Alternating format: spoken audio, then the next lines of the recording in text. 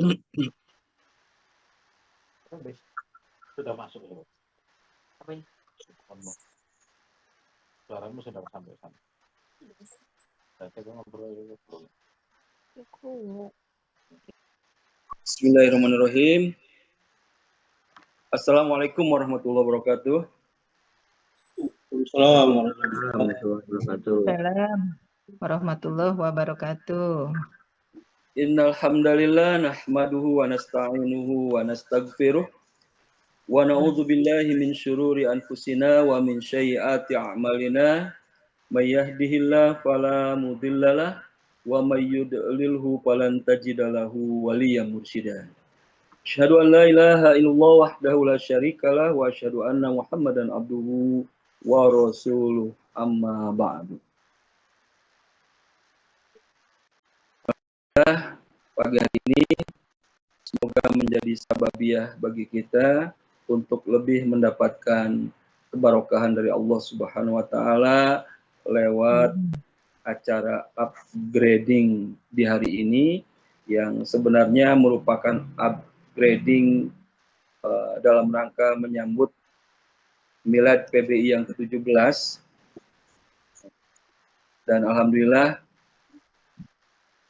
waktu hari Senin tanggal 10 November pas di hari miladnya kita bisa menyelenggarakan tausiah nasional. Alhamdulillah dihadiri juga dengan Menteri Agama langsung, insyaallah. Yang kami hormati Ketua Umum Perkumpulan Indonesia Haji Ustadz Ahmad Fattabillah SEMBA, yang saya hormati materi inti di hari ini, di seminar hari ini, Bapak Dr. Apoteker Kintoko MSc CWC. Ini adalah pakar herbal Indonesia, guru kita semua. Insya Allah nanti kita akan dengar ilmu-ilmu yang sangat bermanfaat untuk kita semuanya. Yang kami hormati juga pembawa acara, Ustaz Hermawan, atur acara, Ustaz Hermawan, insya Allah, yang luar biasa dalam penyelenggaraan pelatihan-pelatihan Bekam Sunnah keliling se-Indonesia ini, Masya Allah, luar biasa. Yang kami hormati juga teman-teman, rekan-rekan, sahabat-sahabat semua, pengurus pusat PBI, dan wabil Zuminar hari ini, hari belum ini bergabung berarti tadi itu. luar biasa. Semoga kita semua ada dalam limpahan saya rahmat dan maghfirah Di sini tadi dari yang gambar orangnya. Baik teman-teman dan sahabat. Iya.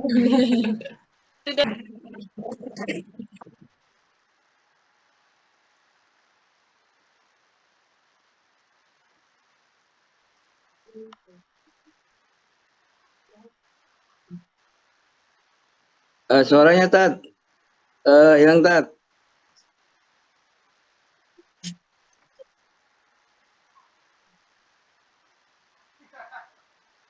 Suaranya hilang, Pak.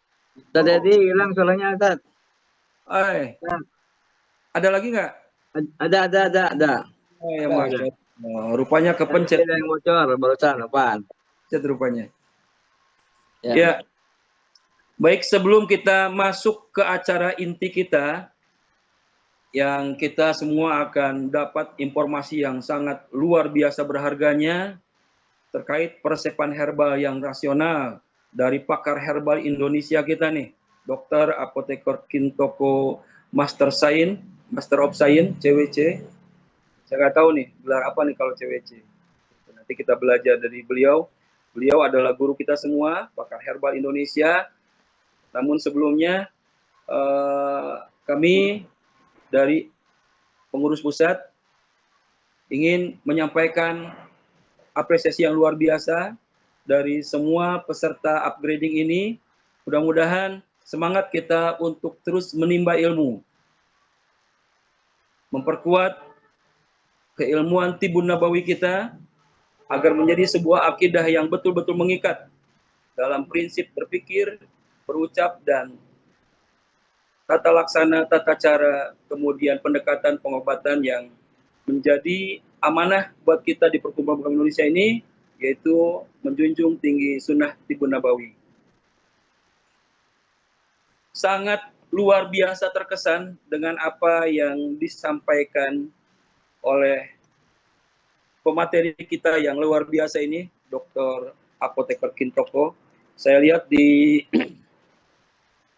materinya ada pembukaan ayat dari surat Asy-Syu'ara ayat 7. A'udzubillahi minasyaitonirrajim. Awalam yarau ilal ardi kam ambatna fiha min kulli zaujin karim. Surat Asy-Syu'ara ayat 7. Dan tidakkah mereka memperhatikan bumi, bagaimana kami menumbuhkan padanya berbagai macam pasangan dari tanaman-tanaman yang mulia, tanaman yang sangat bermanfaat. Surat Asy-Syu'ara ayat 7 ini kita lihat menjadi sebuah basic referensi bagi Dr. Kintoko untuk menyampaikan atau mengawali materi kita. Izin sedikit membuka beberapa penafsiran terkait dengan ayat ini. Kita bisa simpulkan dari ayat ini beberapa tafsir yang berkaitan dengan tibbiyah nabawiyah. Yang pertama, ayat ini mengandung makna al-asbab at-tabi'iyyatu lil ilaj, yaitu bahwa di antara tanaman-tanaman yang Allah tumbuhkan di bumi ini akan menjadi sebab-sebab alami untuk penyembuhan. Jadi salah satu kaitan dengan tafsir dari surat ini terkait dengan Tibun Nabawinya adalah ayat ini menjadi sebuah referensi al-asbabut tabi'iyyatu lil ilaj. Bahwa tumbuh-tumbuhan yang Allah tumbuhkan di muka bumi ini sebagian adalah menjadi alami atau sebab-sebab alami untuk sebuah penyembuhan. Kemudian kita juga lihat dalam surat hadis riwayat Imam Bukhari dan Muslim ada disebutkan ma anzalallahu da illa anzalalahu dawa. Allah tidak menurunkan penyakit kecuali menurunkan pula obatnya. Hadis riwayat Bukhari Muslim. Ini jadi sinkron banget nih. Hadis ini sebagai penjelas dari surat Asy-Syu'ara ayat 7 itu menunjukkan bahwa ketika Allah turunkan satu penyakit sebagai ujian, ternyata Allah sudah siapkan juga. Di antaranya adalah tumbuh-tumbuhan yang tumbuh di bumi, yang kemudian dikenal menjadi herba. Itu menjadi al-asbabut tabi'iyyatu lil ilaj. Bahwa tumbuh-tumbuhan itu akan menjadi sebab alami untuk sebuah penyembuhan. Kemudian yang kedua, kalau kita lihat juga tafsiran dari ayat ini, adalah bahwa ayat ini menjadi sebuah prinsip akidah az-zawjiyatul kauniyah. Yang artinya bahwa alam ini sudah diciptakan oleh Allah sebagai sebuah sistem yang berpasangan. Panas, dingin, basah, kering, manis, pahit, termasuk juga sakit dan obatnya. Inilah dasar yang disebut dengan nazariyatul mizaj atau teori mizaj dalam Tibun Nabawi. Ayat ini berkata, min kulli zaujin karim, bahwa setiap tanaman memiliki keseimbangan, unsur berpasangan yang sangat berpotensi besar untuk menyembuhkan. Kemudian di dalam penafsiran yang ketiga, kita lihat juga surat Asy-Syu'ara ayat 7 ini menunjukkan tawazunil mizaj. Artinya adalah keseimbangan temperamen tubuh. Di mana kesehatan adalah hasil dari tawazunil anasiril alba'ah. bahwa di tubuh kita jika terjadi keseimbangan 4 unsur, turab, tanah, nar, api, hawa, suhu, kemudian ma, air, dan tanaman tumbuh dari bumi dengan unsur-unsur ini secara harmonis. Berarti di tanaman ini lengkap tuh 4 unsur keseimbangan ini ada. Dan sangat balancing, sangat harmoni. Maka tanaman berpotensi akan menjadi obat penyeimbang alami. Itu rupanya Rasulullah SAW bersabda, al-mi'datu baitada wal himyatu ra'su kulli dawa.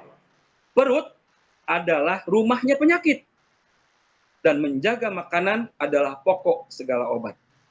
Hadis riwayat Imam Ad-Dailami.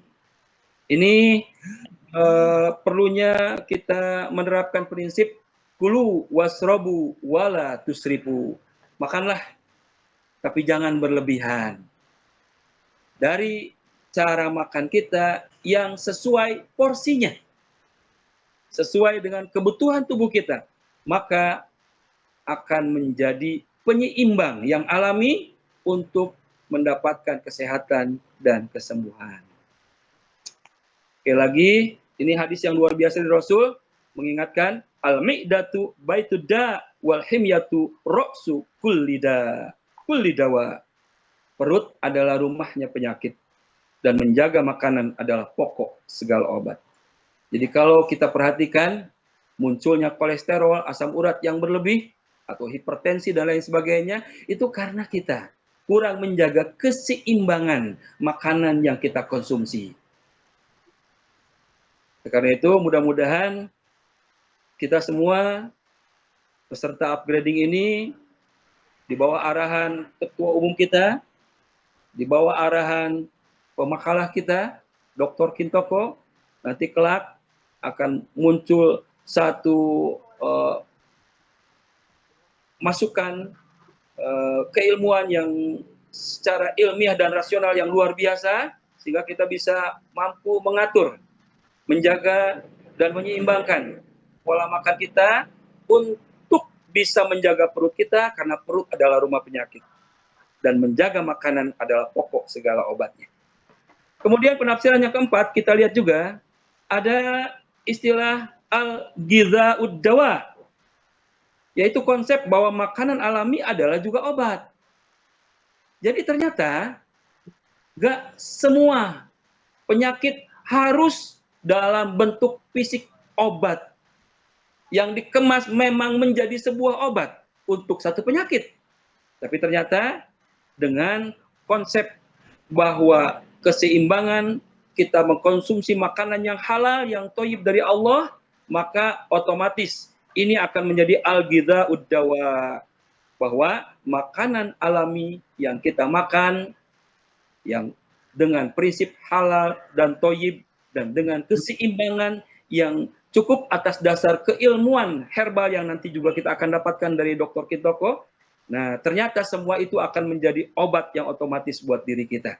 Oleh karena itu, sekali lagi, dalam surat Asy-Syu'ara ayat 7 ini menjadi sebuah penafsiran dalam konteks Tibun Nabawi adalah al-ghidha'ud dawa, bahwa makanan alami adalah juga akan menjadi obat dari penyakit yang Allah ujikan kepada kita. Itu sebabnya surat Al-Baqarah ayat 168 Allah berfirman, ya ayuhan nas kulu mimma fil ardi halal thayyiba. Wahai manusia, makanlah dari apa yang ada di bumi yang halal lagi thayyib, lagi baik.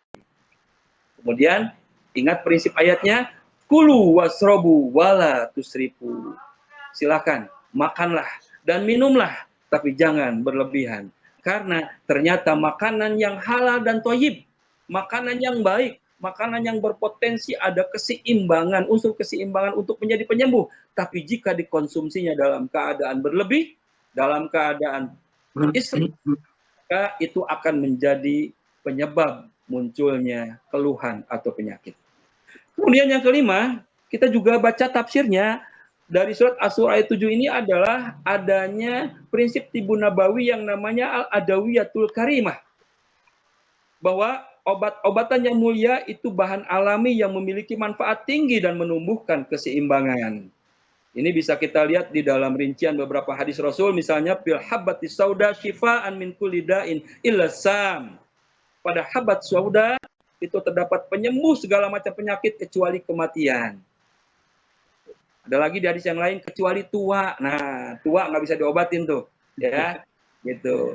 Kayak lagi ngomong nih, udah tua, nggak bisa muda lagi. Ustaz Hermawan juga ya, gitu. Nggak Iya, bisa. ada tua. Penyakit yang nggak bisa disembuhin tuh ya, gitu. Dan Iya, sam kecuali kematian. Jadi Masya Allah nih, Rasul tuh luar biasa, banyak banget hadis-hadis yang menjelaskan tentang manfaat dari habatus sauda, zaitun, madu, yang intinya banyak dikemas dengan bahasa min kulli da'in illa sam, syifaan min kulli da'in. Beberapa jenis dari tumbuh-tumbuhan itu akan menjadi sumber kesembuhan dari berbagai macam penyakit. Masya Allah ya. Di antaranya kalau bisa kita lihat dari beberapa hadis nih, bisa dikatakan nih rajanya herbal nih. Habatus sauda, zaitun, madu. Masya Allah ya. Hadis riwayat Bukhari dan Muslim. Kemudian yang keenam, di antara penafsirannya juga adalah at-tadabburul kauni, yaitu perenungan terhadap ciptaan Allah sebagai sarana ilmu dan iman. Meneliti tumbuh-tumbuhan bukan hanya penelitian medis, tapi juga ibadah tadaburiyah yang hikmahnya akan jadi menambah penguatan iman. Ini bisa kita lihat dalam surat Ali Imran, ada sebutkan. A'udzubillahi minasyaitonirrajim. Inna fi khalqis samawati wal ardi waqtilafil laili wan nahar la ayatil liulil albab. Sesungguhnya dalam penciptaan langit dan bumi terdapat tanda-tanda bagi orang yang berakal. Masih termasuk dalam kandungan tafsir surat Asy-Syu'ara yang diangkat oleh Dr. Kintoko pada makalahnya. Saya baca penafsirannya, di antaranya adalah sunnatullah fil ilaj, bahwa hukum sebab akibat yang Allah tetapkan dalam proses penyembuhan. Jadi berdasarkan ayat itu kita juga dapatkan sebuah prinsip pengobatan tibu nabawi, bahwa hukum sebab akibat yang Allah tetapkan dalam proses penyembuhan itu ada. Karena manusia diciptakan dari tanah, maka ada wiyatut fitrab wa nabati. Maka obat terbaiknya berasal dari bumi dan tumbuhannya. Ini sesuai dengan perkataan Syekh Ibnul Qayyim. Ada sebutkan, inna tibbal ladzi yuwafiqul fitrah aqrabu ila syifa. Sesungguhnya pengobatan yang sesuai dengan fitrah itu lebih dekat pada kesembuhannya. Masya Allah. Jadi ternyata obat yang akan sangat lebih dekat untuk mendapatkan kesembuhan dari apa yang disampaikan oleh Syekh Ibnul Qayyim adalah ternyata pengobatan yang sesuai dengan fitrahnya. Itulah diantaranya kekuatan tumbuh-tumbuhan menjadi sumber pengobatan herbal yang luar biasa. Nanti detailnya, dalamnya, kajian super khususnya kita akan dengar dari guru kita semua, pakar herbal Indonesia, Dr. Kintoko. Kemudian yang keempat, sebagai penafsiran yang sempat saya baca, yang kedelapan adalah at-tawazunur rohi wa jismi. Artinya keseimbangan antara ruh dan jasad. Tibun Nabawi memandang kesehatan sejati bermula dari hati yang bersih dan jiwa yang tenang. Rasulullah SAW bersabda, ala wa inna fil jasad murghah idza soluhat soluhal jasad kulluh wa idza fasadal jasad kulluh ala wahiya al-qalb. Ketahuilah dalam tubuh ada segumpal daging. Jika ia baik, baiklah seluruh tubuh. Jika rusak, rusaklah seluruh tubuh. Ketahuilah bahwa ia adalah hati. Dari sekian penafsiran-penafsiran ini, kita bisa menyimpulkan bahwa ayat ini menegaskan bahwa bumi adalah masdarus syifa wa madrasatut tadabbur. Bumi adalah tempat Allah menumbuhkan tanaman sebagai ayatut kauniyah, tanda-tanda kebesaran dan rahmatnya. Setiap tumbuhan yang mulia, zaujin karim, menyimpan hikmah, keseimbangan unsur gizi dan obat, dan siapa yang mentadaburinya dengan iman, Allah sembuhkan tubuhnya dan sucikan hatinya. Insyaallah.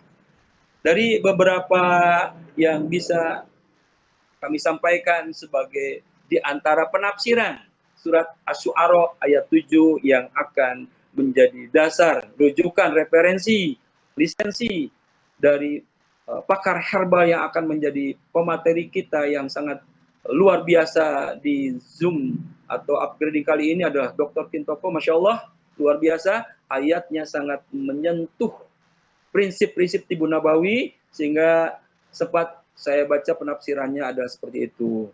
Nah, mudah-mudahan ini menjadi sebuah motivasi tambahan yang sangat menguatkan untuk semua peserta upgrading hari ini, bahwa apa yang akan beliau sampaikan bukan hanya temuan-temuan ilmiah, tapi merupakan sebuah implementasi dari basic yang diangkat dari ayat-ayat dan hadis Rasulullah SAW. Satu di antara prinsip lagi yang perlu kita ingat, Rasulullah SAW itu sudah merupakan profil yang lengkap, yang luar biasa. Namun kelengkapan beliau, keuniversalan beliau, kesumuliaan beliau dari segala macam aspek kehidupan ini seringkali diragukan oleh manusia, bahkan oleh umat Islam itu sendiri. Itu sebabnya Allah berfirman di dalam Al-Quran, laqad kana lakum fi rasulillahi uswatun hasanah. Ayat ini diawali dengan dua huruf taukid. Taukid itu adalah huruf yang berfungsi untuk penegasan. Padahal kita sebagai orang yang beriman tentunya sudah sangat paham. Kalau Allah yang berfirman, kalau Rasul yang bersabda, maka tanpa ada bahasa taukid pun kita sudah harus yakin. Tapi kenapa ayat ini Allah awali dengan huruf taukid? Bahkan bukan hanya satu, tapi dua huruf taukid. Huruf lamut taukid dan huruf qad taukid. Wah. Ayat ini diawali dengan dua huruf taukid, laqad, yang artinya sungguh-sungguh, sebenar-benarnya, karena sudah ada lakum untuk kalian fi rasulillahi, pada diri Rasulullah SAW, uswatun hasanah, adalah keteladanan yang terbaik. Dan ini maksudnya tentu saja tidak hanya dalam urusan ibadah.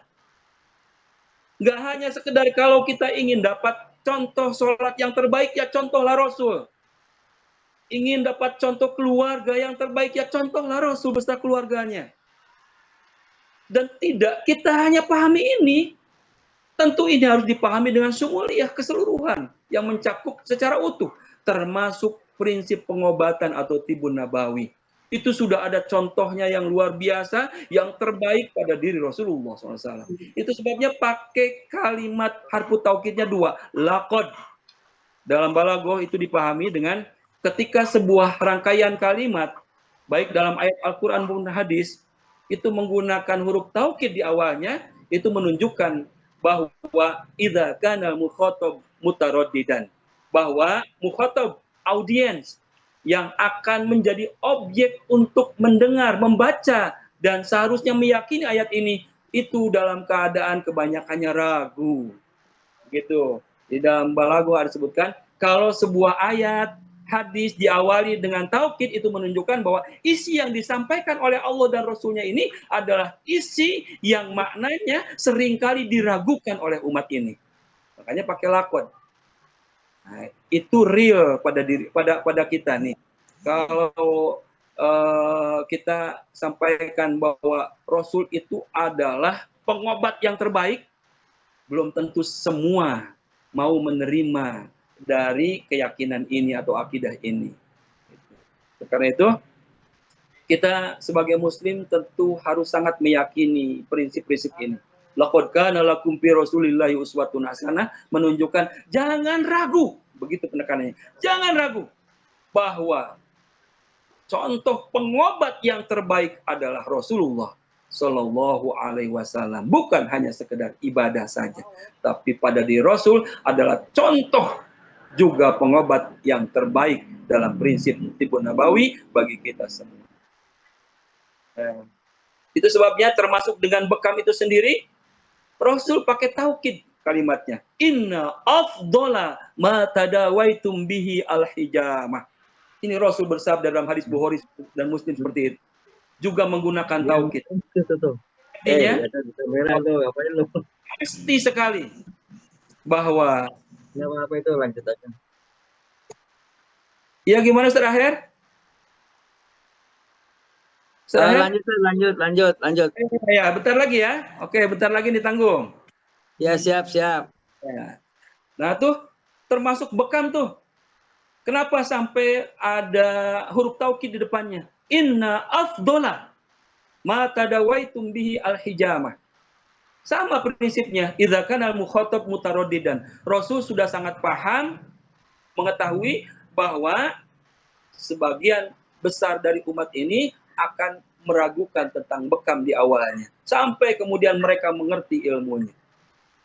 Itu sebabnya kita perlu nih sharing keilmuan tentang bekam agar keraguan tentang bekam itu juga semakin menipis seperti keraguan terkait dengan herbal sebagai yang sangat berpotensi untuk menjadi sumber terapi atau pengobatan penyembuhan. Memang kalimatnya yang sangat menarik dari ini adalah inna afdola. Mungkin kalau sekedar bekam itu bermanfaat, prinsip seperti ini banyak yang udah tahu. Tapi kalau bahasanya afdola ini yang perlu pakai taukid. Afdola ini yang namanya isim tabdil. Isim yang menunjukkan superlatif. Jadi kalau dikatakan fadilah itu utama, kalau afdola yang paling utama. Yang paling utama. Nah ini prinsip Tibbun Nabawi dari hadis ini yang juga memang perlu kita yakini. Inna afdola ma tadawaitum bihi al, bahwa yang terbaik dari pengobatan itu adalah bekam. Insyaallah ya, kalau kita pelajari dari hadis-hadis yang sedemikian banyaknya, seperti diantaranya asyifa upis salasah, pisar bati asal, wasar totimih jam, dan lain sebagainya, ini menunjukkan bahwa prinsip sumber kesembuhan itu ada pada bekam dan herbal. Nah mudah-mudahan nih, persepan yang akan kita pelajari, persepan herbal yang rasional dan ilmiah nih, dari Dr. Kintoko, guru kita semua, pakar herbal Indonesia, ini akan menjadi sebuah masukan yang sangat berharga dan mudah-mudahan tidak sekedar ilmu, tapi juga akan menjadi sebuah landasan kita dalam melakukan pengobatan secara herbal. Demikian saja apa yang bisa saya sampaikan, mudah-mudahan bermanfaat, khususnya buat saya pribadi, umumnya buat ikhwah semuanya. Mohon maaf atas segala kekurangan kehilapan. Salam hormat, takzim saya kepada Ustadz Ahmad Fatahila sebagai Ketua Umum, kemudian Dr. Kintoko sebagai pemateri, pakar herbal Indonesia yang menjadi pakar pemateri, pakar herbal di acara upgrading ini. Mudah-mudahan sekali lagi Dr. Kintoko berkenan dengan segala keikhlasan hatinya yang luar biasa, kedalaman ilmunya, akan menyampaikan materi-materi yang sangat luar biasa untuk kita semua dan menjadi materi yang akan menjadi sebuah tafaul, motivasi untuk tidak sekedar menjadi ilmu tapi juga menjadi pengamalan. Mudah-mudahan rekan-rekan semua, pengurus pusat, terlebih khusus nih Ustadz Kang Aher yang kasep ganteng nih, gitu, yang soleh, gitu, yang luar biasa yang menjadi pemandu acara upgrading ini. Ya, mudah-mudahan kita semua Allah berikan kesehatan, hidayah, rahmat dan maghfirah, kebarokahan hidup dunia sampai dengan akhirat. Demikian saja. Terima kasih. Wassalamualaikum warahmatullahi wabarakatuh. Waalaikumsalam warahmatullahi wabarakatuh. Ustaz Iwan, mangga dilanjut Ustaz Iwan. Baik, alhamdulillah. Terima kasih Ustaz Aher. Jazakallah Ustaz Dedi yang telah memberikan penjelasan kepada kita ya tentang dalil-dalil pengobatan herbal. Ya. Masya Allah, ternyata banyak dalilnya dan makin meyakinkan kita bahwa apa yang kita lakukan ini adalah sesuatu yang memang diperintahkan. Gitu ya. Kemudian contoh yang diberikan adalah sesuatu contoh yang memang sudah seharusnya kita yakini sebagai seorang pelaku kegiatan bekam, kegiatan sunnah, kegiatan Tibun Nabawi, maka kita semakin semangat mendengarkan ceramah beliau barusan, insya Allah. Kemudian, insya Allah hari ini kita akan diisi kegiatan kita oleh Dr. Kintoko, SFMSC Apoteker. Ya. Beliau adalah S1 Farmasi dan profesi di apoteker dari Fakultas Universitas Gadjah Mada yang lulus tahun 2001. Kemudian beliau mendapatkan gelar MSc diperoleh dari Fakultas Bioscience dan Bioteknologi dari Universitas Kebangsaan Malaysia, Masya Allah, 2006-2009. Dan beliau juga mendapatkan gelar doktor PhD dari Guangxi Medical University Cina tahun 2014 dengan disertasi yang berkaitan dengan akar belimbing manis sebagai anti diabetes. Ya. Masya Allah. Ini belimbing manis tapi anti diabetes ya. Menarik juga nih ya. Baik ya. Beliau juga sekarang menjadi dosen tetap di Universitas Ahmad Dahlan Jogja di Fakultas Farmasi. Ya. Kemudian spesialisasi beliau adalah peneliti bahan alami atau herbal. Kemudian fitoterapi, etnomedicine, pengembangan obat tradisional dan modern secara rasional. Masya Allah ya. Jadi insya Allah pada hari ini kita benar-benar ketemu ahli yang memang kita butuhkan ya sebagai seorang Tibun Nabawi, di mana pengobatan kita akan kita kembalikan kepada metode pengobatan yang alami gitu ya. Insya Allah dengan pengobatan yang bukan hanya tebak-tebakan, bukan hanya katanya, bukan hanya kata empiris namun tidak terbukti secara rasional, namun kita kali ini akan bertemu dengan ahli yang berbicara tentang herbal dan takarannya menurut rasional ya. Ini luar biasa insya Allah ya. Baik, mungkin kita sapa dulu Dr. Kintoko. Assalamualaikum dokter. Waalaikumsalam warahmatullahi wabarakatuh. Ustaz Sehat Iwan, dokter. alhamdulillah sehat walafiat. Alhamdulillah, senang dokter bertemu walaupun kita jarak jauh ya dokter ya. Iya, Posisi di mana dokter? di Jogja ini di kantor, di Di kampus. kantor mas. Di kampus ya. Ahmad Ya. Dahlan ya dokter ya. Nggih. Baik dokter. Insya Allah sudah siap ya dokter ya. Kemudian slide nanti dokter yang kendalikan ya dokter. Halo Pak Dokter.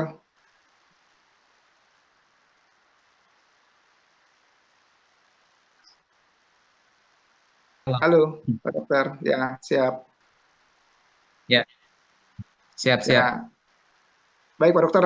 Waktu dan tempat kami persilakan kepada Pak Dokter. Silakan Pak Dokter. Baik, assalamualaikum warahmatullahi wabarakatuh. Waalaikumsalam. Alhamdulillahirabbil alamin. Wassalatu wassalamu ala sayyidil mursalin wa imamil muttaqin wa ala alihi wa ashabihi ajma'in.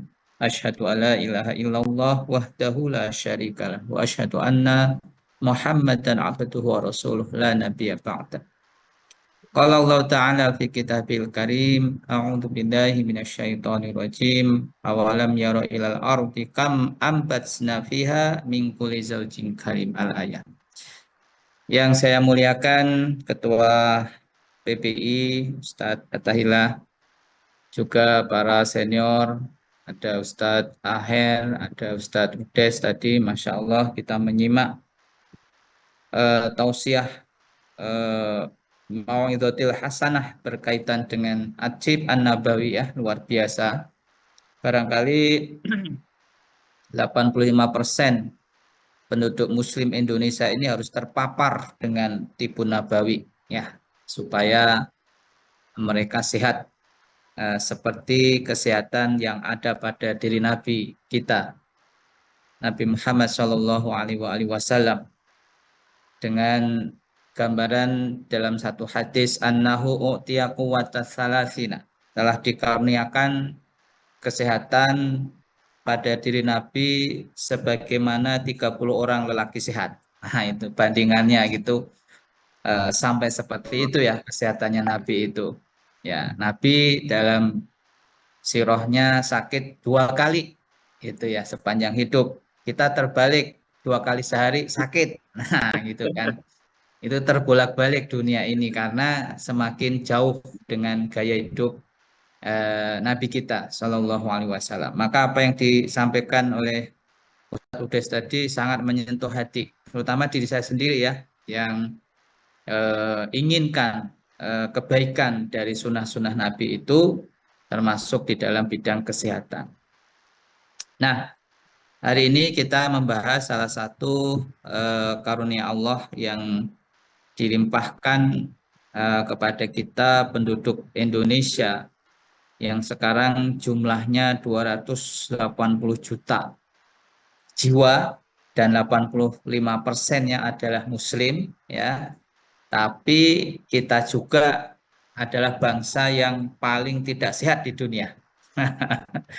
Kita kalah dengan Jepang ya, yang usia harapan hidupnya mampu mencapai 85 tahun. Ya. Kalau Indonesia 72 tahun menurut data dari Kemenkes ya, rata-rata ya.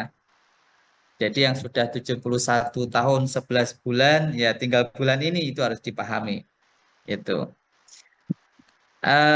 Kemudian kita bandingkan dengan negara-negara Mediteran yang suka mengkonsumsi jenis-jenis legum. Legum itu jenis kacang-kacangan. Mereka juga menjadi bangsa yang sehat. Bagaimana dengan Indonesia? Menurut Kemenkes, ada 5 penyakit pembunuh masyarakat Indonesia. 1 stroke, 2 jantung, 3 gagal ginjal, 4 kanker, 5 sirosis hati. Itu kita sebut sebagai penyakit katastropik. Maka kayak sesuatu yang menjadi aneh itu. Mayoritas penduduknya Muslim, 85% dari 280 juta, tapi juga merupakan masyarakat dunia yang paling tidak sehat. Paling tidak sehat dibandingkan negara-negara Jepang, Mediterania. Nah, ini menjadi renungan bagi kita bersama. Maka apa yang tadi disampaikan oleh Ustadz Udes ini mohon itu menjadi tadi saya katakan menjadi mutiara ilmu ya berkaitan dengan Atib An-Nabawi karena beliau lebih menguasai konteks dalam penafsiran. Tadi kita kita dengar ulasan beliau tentang surat Asy-Syu'ara ayat 7 ya yang Masya Allah ya sangat luas ya. Bahkan dari sisi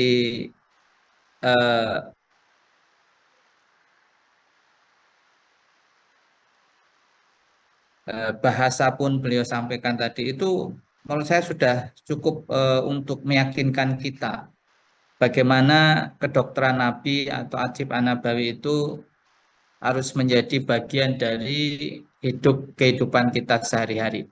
Kurang lebih begitulah. Kalau kita ingin sehat sebagaimana sehatnya Nabi kita Muhammad SAW. Baik, saya mulai judulnya Peresepan Herba yang Rasional. Ini sebetulnya mengurai dari ayat tadi, tapi saya melihat dalam perspektif keilmuan saya di bidang herbal ya. Jadi kalau ini tadi sudah diawali oleh Ustadz Udes tentang penafsiran, itu menjadi lengkap sudah. Ya, kalau ada istilah dalil akli, dalil nakli gitu ya. Nah ini yang dalil aklinya ini sudah, dalil aklinya, naklinya tadi sudah disampaikan oleh beliau. Ini tinggal dalil aklinya ya, yang berkaitan dengan sains tentang herbal ini. Ini karunia yang Allah berikan kepada kita Bapak Ibu. Kalau kita lihat hanya daratannya, memang ya kita nomor 2 dibandingkan Brazil dengan Amazonnya. Ya, tapi jangan salah. Kalau lautan itu dihitung potensinya, di mana garis pantai Laut Indonesia adalah terpanjang kedua di dunia setelah Kanada, maka perhitungan di antara daratan dan lautan ini, maka Indonesia satu-satunya negara di dunia yang tidak ada lebih besar daripada Indonesia potensi alam yang diberikan oleh Allah. Maka kita menjadi orang yang menurut saya ini pandangan saya, menjadi orang yang kufur nikmat. Ini pandangan saya. Kenapa kufur nikmat? Lah ini sumber kekayaan alam terbesar di dunia, tapi kenapa masyarakatnya sakit-sakitan dan menjadi masyarakat yang tidak sehat di dunia? Nah, itu menjadi kontradiktif gitu loh.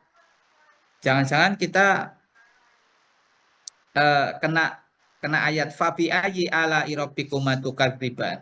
Nikmat Allah yang manakah yang kau dustakan? Itu. Yang Allah sudah berikan limpahan herbal di daratan dan di lautan, yang itu punya manfaat kesehatan sebagaimana di dalam surat Asy-Syu'ara ayat 7 tadi, bahwa setiap yang Allah tumbuhkan itu mempunyai manfaat yang baik untuk kalian, hewan ternak kalian, dan seterusnya. Tetapi sebaliknya data menunjukkan kita negara yang paling tidak sehat di dunia kalau dibandingkan dengan beberapa negara lainnya. Termasuk kalau kita lihat misalkan angka kesakitan penduduk Indonesia itu setiap tahun itu naik 50 juta kasus. Bisa dibayangkan ya, angka kesakitan itu naik 50 juta kasus per tahun, yang itu mengakses di rumah sakit, di poliklinik, di puskesmas, pokoknya yang di sarana pelayanan kesehatan formal itu 50 juta kasus. Dalam kondisi 96% itu impor obat-obat bahan aktifnya dari luar. Jadi impornya tinggi, tapi sakitnya juga tinggi. Ini kontradiktif yang kedua. Ya kan? Kontradiktif yang pertama tadi, bahan alamnya melimpah nomor 1 di dunia, tapi kok sakit-sakitnya banyak. Sama impornya ke Cina, ke India, itu kan hampir Cina itu 60%, India itu 10%, berarti 70% ya. Maaf, Cina itu 60%, India itu 30%, yang 10% itu adalah dari Eropa dan Amerika. Ya, dalam kondisi seperti itu, tapi yang sakit malah naik 50 juta kasus per tahun. Nah, jadi kontradiktif yang kedua itu. Ini saya sampaikan data-data dulu lah, supaya kita melek data gitulah. Jangan-jangan selama ini kita fine-fine saja, ya nyaman, melihat keindonesiaan kita, oh ternyata kondisinya demikian gitu. Angka kesakitannya naik 50 juta kasus per tahun dalam kondisi impor bahan obatnya itu hampir 100% ya, 96% kan sudah hampir 100% itu. Jadi ini juga kontradiktif gitu. Mestinya logikanya kalau kita impor bahan obatnya itu tinggi ya masyarakatnya sehat-sehat kan, begitu logikanya. Tapi kan data tidak bisa dibohongin gitu. Ya, ini hal yang perlu dipahami. Nah, dalam ayat yang tadi saya sitir dan juga sudah diberikan penafsirannya oleh Ustadz Udes tadi, saya hanya memberikan satu contoh gambar-gambar ini. Ya, ini hanya di antara 3 dari 30.000 jenis ya. Ini adalah bajakah. Bapak Ibu yang dirahmati Allah, bajakah di Indonesia itu ada dari berbagai tempat ya, ada yang dari Kalimantan ya, Sulawesi, tapi yang saya ambil selama ini yang saya pakai itu adalah dari Sumatera. Jadi ini bajakah sumaterana. Itu kalau kita identifikasi itu ternyata ada 65 jenis, bahkan ada yang bilang sampai 85 jenis bajakah. Mungkin yang kita tahu hanya bajakah tempala, kalalawit gitu ya. Padahal ada bajakah akar kuning, ada bajakah jiswiteng atau jetong, ya macam-macam lah. Nah, Inilah yang menjadi wujud bahwa Indonesia itu disebut sebagai biodiversity, mega biodiversity. Jadi kekayaan hayatinya itu sangat besar. Jadi sebutannya menjadi mega biodiversity. Apalagi tadi kalau ditambah di lautannya yang menjadi apa namanya yang terbesar di muka bumi, ya, the biggest in the worldwide. Jadi istilahnya itu yang terbesar. Jadi nggak ada yang lebih besar daripada Indonesia ketika kekayaan alam daratan dan lautan itu dihitung atau dievaluasi semuanya. Ini hanya contoh saja, ya. Dan saya mengembangkan ini untuk kasus penyakit kanker terutama. Nah ini. Nah inilah salah satu yang disebut dalam hadis likulli da'in dawaun. Setiap penyakit itu ada obatnya. Nah kalau kita teliti di dalam satu tumbuhan, ya nanti akan mendapatkan ini komponen bahan aktif ini, ada yang warna kuning, kurkumin, ada piperin, ya, ada mangostin. Nah itu yang kita sebut sebagai apa yang Allah sampaikan bahwa Allah itu meletakkan sebuah obat yang ada di setiap tumbuh-tumbuhan. Nah kita disuruh mempelajarinya gitu loh. Tumbuhan ini kandungannya ini, tumbuhan ini kandungannya ini gitu. Nah saya tunjukkan ini satu bahan aktif yang ada di suatu tumbuhan. Contoh kurkumin ini ada di kunyit gitu. Piperin ini ada di lada, ya. Brasilin ini ada di secang. Kemudian mangostin ini ada di apa itu namanya, manggis. Nah, ini sebagai contoh ini. Ini kemarin kami diberikan sampelnya oleh teman dari Bandung, ya, yang menunjukkan bahwa inilah zat aktif yang ada di suatu tumbuhan. Maka kalau kemudian hadis-hadis itu menyebutkan tentang apa namanya setiap penyakit itu ada obatnya, misalkan ma anzalallahu da'an ila anzalalahu syifaan. Tidaklah Allah menurunkan suatu penyakit melainkan Allah juga menurunkan obatnya. Ini makna dari menurunkan obatnya itu bukan kemudian turun dari langit seperti itu, bukan. Tapi memang harus dicari dengan akal, dengan sains, dengan teknologi, dengan ilmu, gitu. Karena inilah yang kemudian saya sebut dengan dalil aklinya. Kalau dalil aklinya tadi sudah dibahas oleh Ustadz Adis tadi, ya. Kemudian di ayat yang di hadis yang lain, misalkan likulli da'in dawaun fa idza usiba dawa'ud da'i baro'a bi'nillah. Setiap penyakit ada obatnya apabila obat tersebut sesuai. Nah, di sini ada kata apabila obat tersebut sesuai dengan penyakitnya, maka ia akan sembuh dengan izin Allah. Kata sesuai itu harus diterjemahkan atau disarah. Kalau dalam bahasa hadis kan sarah, ya. Disarah bahwa yang bisa untuk mengungkap kesesuaian itu adalah teori bahwa zat aktif itu pas menuju pada target penyakitnya. Dan itu bisa dijelaskan dengan menggunakan teori seperti kunci dan gembok. Jadi kalau penyakit itu ibaratnya itu adalah gemboknya, kemudian bahan obat yang tadi saya tunjukkan ini itu sebagai kuncinya, maka ketika kunci ketemu dengan gembok, maka sembuhlah dia dengan izin Allah. Itulah sarahnya kurang lebihnya. Gitu. Jadi memahami hadis ini tidak kemudian secara letterlux atau tekstual, kemudian kita nggak melakukan upaya apapun gitu. Ya maaf ya, istilahnya hanya berdoa tapi nggak melakukan upaya-upaya untuk merasionalisasi, untuk mempelajari, mengkaji, mengungkap rahasia-rahasia yang Allah letakkan di setiap tumbuh-tumbuhan, ada zat aktifnya apa, diketahui apa nama zat aktifnya, itu adalah bagian dari upaya-upaya likulli da'in dawaun dan seterusnya. Jadi ini harus dipahami konteksnya adalah bahwa Allah memberikan kita akal.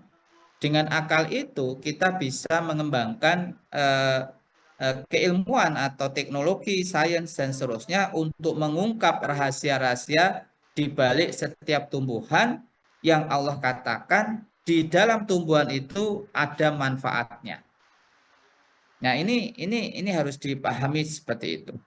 Nah, kemudian ketika bicara tentang Tibun Nabawi, kita akan membahas dalam dua konteks. Pertama, Tibul Ilaji. Tibul Ilaji itu kita terjemahkan secara letterlexnya itu adalah terjemahan bebas istilahnya, itu adalah kuratif medicine. Nah, apa potensi modalitasnya yang bisa digunakan dalam konteks ini ya herbal, bekam, ru'yah gitu kan. Dan tiga inilah yang akan diperjuangkan oleh Lembaga Kesehatan MUI ya menjadi kesehatan syariah terintegrasi Tibun Nabawi. Seperti itu istilahnya. Jadi istilahnya kesehatan syariah terintegrasi dengan Tibun Nabawi. Kebetulan saya ada di MUI Pusat, jadi mengikuti terus bagaimana perjuangan MUI untuk memasukkan aspek kuratif medicine ini dalam sistem kesehatan nasional kita. Nah, yang kedua ada istilah Tibul Wiqai. Nah, Tibul Wiqai ini adalah 9 prophetic habitual activities. Jadi aktivitas-aktivitas 9 aktivitas keseharian Nabi yang itu berdampak kepada kesehatan atau kita sebut ini sebagai preventive medicine. Apa saja? Di antaranya makan, tidur, olahraga, wudhu, sholat, zikir, sedekah, tahajud, puasa ya. Ini adalah bagian dari keseharian Nabi yang ternyata kajian secara sains teknologinya ini sangat besar dampak terhadap kesehatan ya. Terutama berkaitan dengan imunitas, sistem imun. Ya, berarti kalau imunitas itu adalah kalau baik berarti mencegah supaya seseorang itu tidak terkena penyakit. Saya mau cerita tentang satu kasus. Saya tuh punya pasien ya. Dia kena kanker hati. Logikanya kalau menurut saya sudah stadium lanjut, itu sudah merasakan sakit, sudah kondisi badan mungkin kalau sudah menyebar di organ-organ yang lain lah ya, itu sudah lemah gitu. Tapi saya nggak melihat fakta itu pada diri pasien tersebut. Lalu saya tanya kepada pasien itu, Bu, Ibu kesehariannya atau apa namanya rutinitas hariannya itu seperti apa? Sehingga saya nggak melihat ibu dalam kondisi kanker hati stadium lanjut, tapi tidak seperti kebanyakan gitu. Ternyata beliau itu mengungkapkan dari 9 fakta ini, 9 kebiasaan Nabi, 2 yang saya catat. Yang pertama, dia selalu melaksanakan tahajud. Gitu. Tahajud dia rutin gitu, tahajud. Berarti masukkan. Yang kedua, ternyata beliau punya amalan rutin puasa Daud 2 gitu. Nah, dari 2 ini saja saya sudah langsung bisa membaca bahwa kekuatan imun si ibu ini itu mampu untuk menahan bagaimana dahsyatnya dari kondisi kanker stadium lanjut. Nah, itu yang ingin saya sampaikan di sini karena ini pengalaman saya sendiri gitu. Di praktek saya itu mendapatkan kasus seperti itu. Ya cuman satu itu karena memang yang lainnya biasanya di stadium lanjut itu udah kondisinya udah sangat parah gitu. Ini ibu ini nggak merasakan apa-apa, lemas enggak, rasa nyeri enggak gitu kan. Saya tanya ini ibu bener nggak merasakan nyeri dan sebagainya? Enggak, biasa aja katanya. Ternyata dia punya 2 amalan ini dan selalu dia jaga sholat malam, tahajud dan puasa Daud ya. Nah, inilah salah satu apa yang Allah janjikan kepada kita bahwa seluruh aktivitas keseharian kita dalam paling tidak 9 aktivitas ini itu yang kemudian bisa menjadi satu upaya preventif medicine. Ini nanti kita bahas di lain kesempatan dari masing-masing itu dan bagaimana sains itu mengurai secara rasional ilmiah tentang makanan dan dampaknya kepada kesehatan, tidur dan dampaknya terhadap kesehatan, termasuk sedekah. Mungkin kita melihatnya sedekah kok bisa dikaji. Bisa, itu malah kajiannya itu dari universitas di Amerika itu yang melakukan kajian hubungan sedekah terhadap kesehatan psikisnya, kesehatan mentalnya itu. Hitungan pakai teknologi-teknologi begitu, dia melihat imbasan gelombang elektromagnetik di otaknya gitu dari orang-orang yang sedekah. Kalau di sana namanya itu donation ya, jadi istilahnya berdonasi gitu atau charity gitulah. Istilahnya mereka mengenalnya dengan bahasa itu, kan sedekah kan bahasa fikih kita ya. Nah, ini Bapak Ibu, jadi ayolah kita yakinkan bahwa solusi terhadap kesehatan Indonesia ini di mana 85% penduduk Indonesia Muslim ya harus kembali kepada cara hidup Nabi gitu loh. Harus kembali kepada kebiasaan-kebiasaan Nabi gitu supaya kita mendapatkan manfaat dari sisi kesehatan gitu.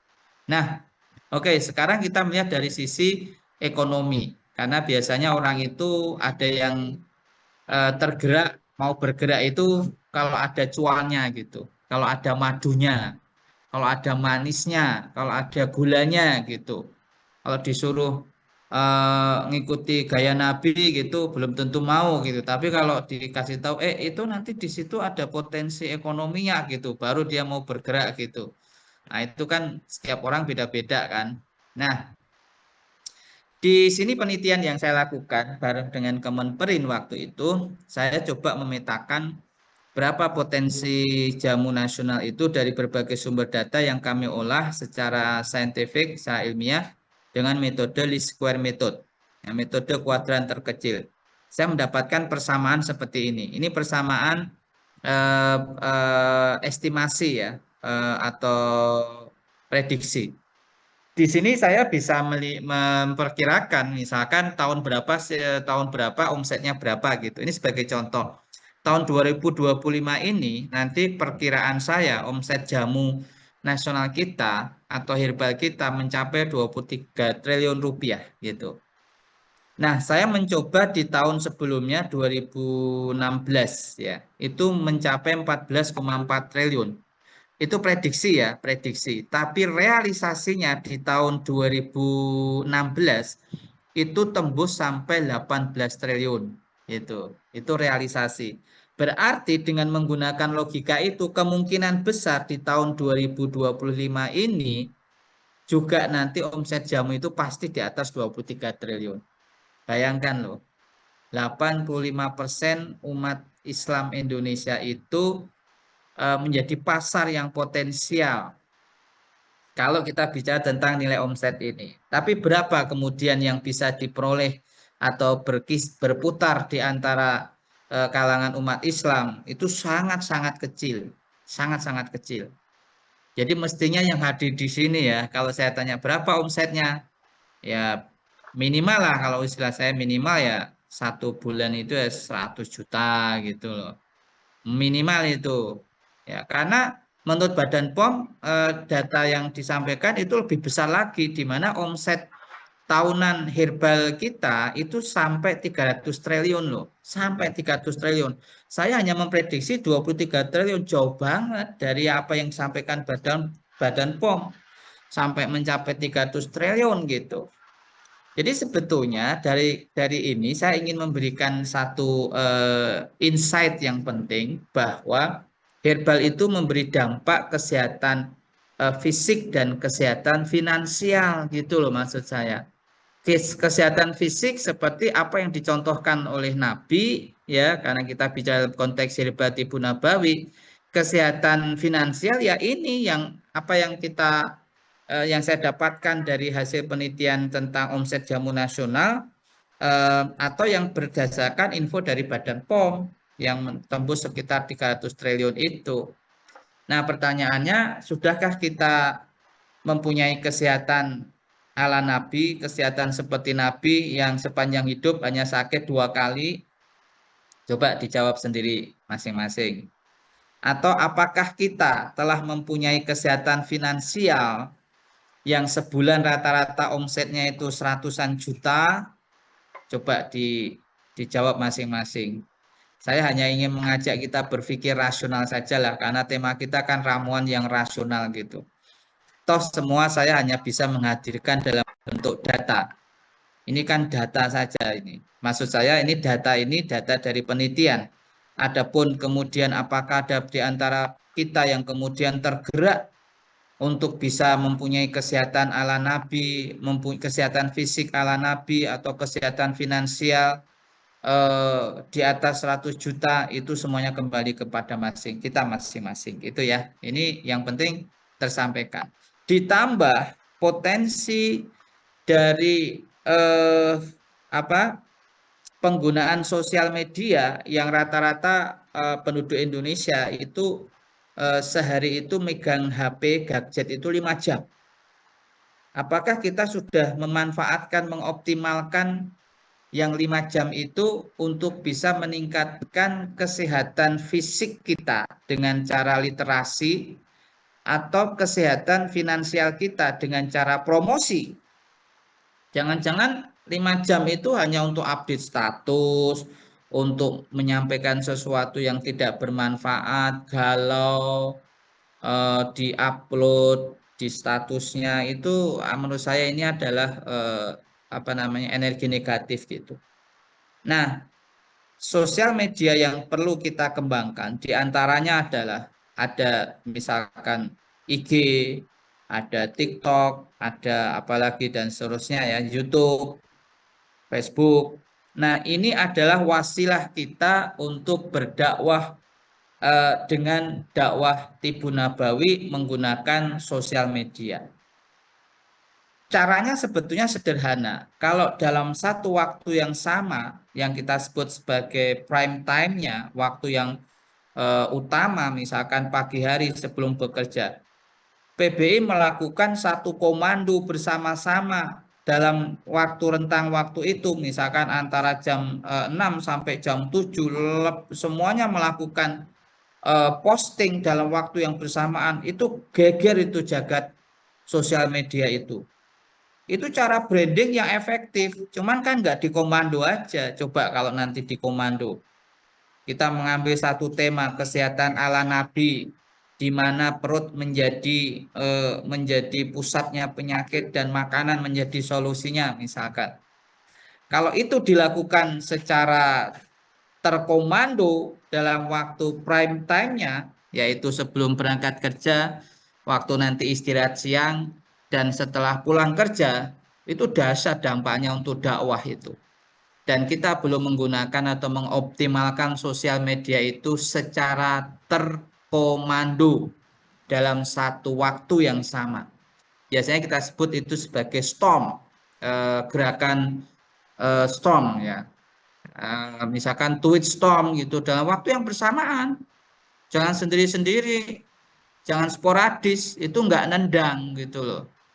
Harusnya kalau mau serius dakwah Tibu Nabawi, tentukan kontennya ya, kemudian misalnya tentang herbal Tibu Nabawi, tentang jinten hitam tadi yang dikutip oleh Ustadz Udes tadi ya, bahwa jinten hitam itu mengobati semua penyakit kecuali kematian misalkan gitu. Nanti ada kustul hindi mengobati penyakit di paru-paru misalkan seperti itu. Nah, itu di konten dengan baik, kemudian dilakukan storm atau kita lakukan upload masif dalam prime time yang ditentukan, jam 6, jam 7, nanti siang jam 12, jam 1, nanti malam jam 7 sampai jam 8, misalkan seperti itu. Wah, dahsyat itu dampaknya itu. Nggak usah lama, 2 tahun aja konsisten seperti itu.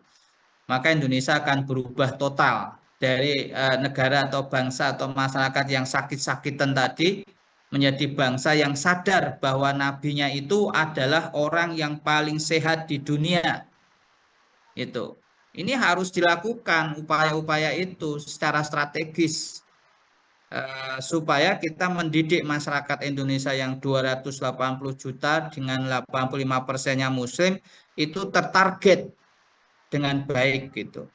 Nah, itu apa yang ingin saya sampaikan. Nah, ini contoh ya. Saya tadi menyatakan penyakit-penyakit. Ya, ini yang terjadi dengan penyakit kita saat ini. Ya, ini 10 besar, 5 besar penyakit yang paling banyak di Indonesia ya. Dan itu adalah penyakit katastrofik. Katastrofik itu penyakit yang berbiaya mahal, namun mematikan, gitu ya. Jadi sudah dibiayai sampai triliunan. Ini kan triliunan nih kasusnya, yang jantung aja pembiayaan sudah mencapai 1,82 triliun dengan 232 kasus. Tapi mati dia karena kondisinya memang sudah pada kondisi misalkan jantungnya sudah tersumbat di atas 70% misalkan, ya sudah itu. Jadi sangat mahal sebetulnya pembiayaan penyakit-penyakit katastrofik itu. Dulu pernah kasus gagal ginjal kan membuat defisit BPJS kita 9 triliun defisitnya gitu ya, dari anggaran BPJS. Sampai kemudian waktu itu Bu Menteri Sri Mulyani menggunakan cukai rokok, coba bayangkan, untuk menutup defisit itu. Jadi bisa dibayangkan ya, penderita gagal ginjal, BPJS mengalami defisit akibat gagal ginjal, terus ditutup dari cukai rokok. Nah, ini adalah contoh bagaimana penyakit-penyakit katastrofik ini menjadi penyakit yang berbiaya mahal tapi mematikan, dan ini sedang terjadi saat ini di Indonesia. Jadi jangan menutup mata kondisi yang saat ini terjadi yang sesungguhnya seperti ini. Saya akan memberikan contoh bagaimana menangani kasus ini dengan pendekatan herbal. Ya, pertama, penyakit itu harus kita kaji secara saintifik, rasional dulu ya. Jadi harus tahu, ini contoh kardiovaskuler ya, penyakit jantung dan pembuluh. Pertama harus kita ketahui dulu definisinya apa. Terus jenisnya apa saja penyakit jantung dan pembuluh itu. Lalu epidemiologinya itu pada kondisi misalkan usia berapa kena kasus itu, jenis kelaminnya, apakah lebih banyak di perempuan atau laki-laki, domisilinya, apakah dia orang-orang urban di kota atau orang-orang rural di desa dan seterusnya, itu harus dipetakan itu. Lalu faktor resikonya harus diketahui, apa saja, obesitas lah, misalkan diabetes, hipertensi, itu semuanya harus diketahui. Karena kita berpikir tentang sesuatu yang likulidain dawaun, tentang kesesuaian tadi itu loh. Jadi jangan sampai kita mengambil strategi atau mengambil metode yang kirologi. Kirologi itu kiro-kiro. Kiro-kiro itu hanya 50% itu ya kalau pas, ya kalau enggak. Gitu. Kirologi namanya itu, pendekatan kiro-kiro. Kalau bahasa Indonesia kira-kira. Kira-kira itu 50-50. Padahal di dalam teori keterterimaan atau akseptabilitas suatu terapi itu, jika minimal 75% itu efektivitas atau klaim khasiatnya itu di atas 75%. Nah, kalau kirologi kira-kira itu 50-50. Yo bisa sembuh, bisa tidak sembuh gitu, karena 50-50. Karena kira-kira, karena nggak jelas. Nah, oleh karena itu ini harus dimulai diliterasi oleh seluruh masyarakat praktisi gitu ya. Termasuk faktor penyebab, etiologi. Lalu bagaimana cerita atau tahapan terjadinya penyakit itu disebut sebagai patogenesis ya. Itu sebagai penyebab. Lalu gejalanya kita amati, simptomatis. Kemudian kalau dia membawa data dari rumah sakit, misalkan diagnosis, tegak diagnosis, itu akan membantu kita, ya akan lebih membantu kita. Termasuk data lab misalkan, ya data lab biasanya itu nanti kita pakai juga data lab itu untuk mengetahui apakah terapi kita ini atau herba yang kita berikan itu memberikan pengaruh atau dampak atau tidak. Itu dari pengujian lab. Jangan pakai kirologi, kira-kira wis apik gitu, nggak bisa.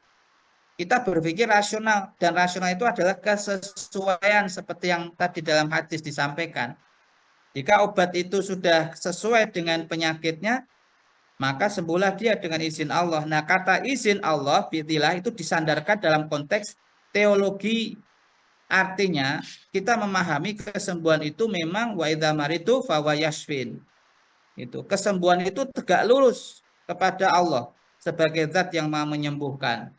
Nah, itu biidznillah gitu. Nah, oleh karena itu ini harus benar-benar dipahami bagi praktisi, jangan sampai nanti menjadikan kita orang yang menganggap bahwa sembuh itu karena apa yang kita berikan itu wasilah saja. Tapi wasilahnya bukan kirologi, tapi wasilahnya sudah tingkat akurasinya itu bisa dipertanggungjawabkan di atas 75% tadi. Kemudian bagaimana cara mencegahnya? Misalkan dia harus banyak mengkonsumsi serat. Misalkan itu contoh ya. Terus ada nggak penyakit itu kambuh? Kadang ada kekambuhan. Nah, faktor apa yang menyebabkan dia kambuh itu harus dipelajari supaya dia bisa menghindari dan tidak kambuh lagi. Kayak stroke itu loh, stroke itu bisa kambuh loh. Jadi jangan dikira yang pernah kena stroke serangan pertama itu nggak kambuh lagi, itu bisa recurrence, bisa kambuh yang kedua, ketiga dan seterusnya. Dan serangan yang berikutnya itu biasanya lebih mematikan dari serangan yang pertama gitu. Makanya diketahui apa sih faktor yang menyebabkan kekambuhan itu agar si pasien atau klien kita itu bisa mencegah atau menghindarinya gitu ya. Lalu dilakukan monitoring. Monitoring itu ya pengobatan yang kita berikan itu apakah memang benar-benar efektif dan tingkat efektivitasnya berapa persen itu semuanya harus diamati, diobservasi gitu. Jadi tidak ada di sini istilahnya beli putus, itu nggak ada. Semuanya itu harus basis setelah mengkonsumsi herbal atau ramuan yang kita berikan, maka dia kemudian kita lihat perkembangannya. Apakah terjadi efek samping apa, misalkan gatal-gatal kah atau diare dan seterusnya. Nah, itu semuanya kita catat, kita monitoring pokoknya. Ini rasional seperti itu. Dulu pada masa apa Islam ya dengan baris apa namanya Bimaristannya ya Bimaristan itu ada satu kasus pasien meninggal pada masa itu abad ke-17 ya, itu diperintahkan oleh khalifah itu untuk melakukan apa namanya investigasi gitu. Hanya satu yang meninggal, lakukan investigasi semuanya. Ini kenapa? Apakah sebab karena human error atau apa, itu semuanya itu dikaji. Luar biasa loh. Sampai seperti itu. Nah, kita ini ada banyak meninggal ya biarin saja gitu. Memang sudah ajalnya gitu kan, kalau kita, zaman now gitu, zaman sekarang ya. Memang sudah ajalnya. Enggak, itu ya kalau sudah ajalnya itu konteks teologi, konteks akidah bahwa kita ini memang sudah ditakdirkan ajal kita masing-masing ketika dulu pada usia 120 hari di dalam kandungan. Itu sudah selesai kalau bicara masalah teologi kaitan dengan kematian, selesai sudah. Tapi kenapa pada masa itu khalifah itu memerintahkan coba diinvestigasi apa faktor penyebab dia meninggal. Nah, itu yang kita sebut dengan rasional. Masuk wilayah yang perlu kita cari tahu sebab akibatnya gitu. Nah, ini contoh ya. Saya memberikan data ini bagian dari rasionalitas. Ternyata penyakit jantung itu, ini salah satu contoh ya. Ini saya sebutkan penyakit-penyakit yang menjadi masalah besar di Indonesia ya. Ini prevalensinya 1,5% di Indonesia. Ini Riskesdas tahun 2019. Riskesdas itu riset kesehatan dasar. Ini yang dikerjakan oleh Kemenkes dulu ketika masih punya Balitbang ya, Badan Penelitian dan Pengembangan Kesehatan, Balitbangkes gitu ya. Kemudian ini jenis kelamin. Oh, ternyata perempuan lebih banyak gitu yang kena jantung. Ini usia sekitar 55 sampai 64, ternyata lebih banyak yang kena jantung gitu. Kemudian berat badan sekitar 4161, tinggi badan itu dipetakan semua itu ya. Kemudian indeks massa tubuhnya ya. Ini kebanyakan normal tapi sudah kena penyakit jantung, berarti ada faktor di luar faktor obesitas, misalkan merokok barangkali gitu, semuanya harus dicari tahu frekuensi kunjungan di klinik tersebut, wilayahnya dan seterusnya.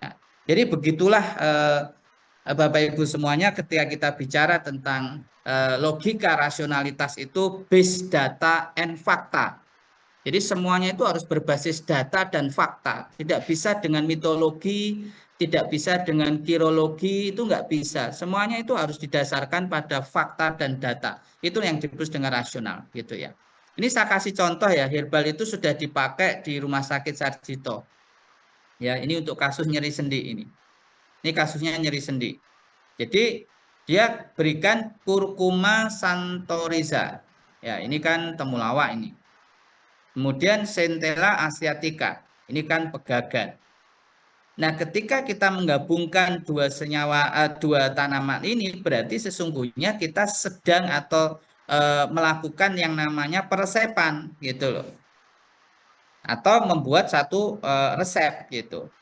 Tapi ada juga yang orang yang melakukan pembuatan resep atau apa namanya formulasi, tapi bentuknya bukan resep seperti ini, tapi produk.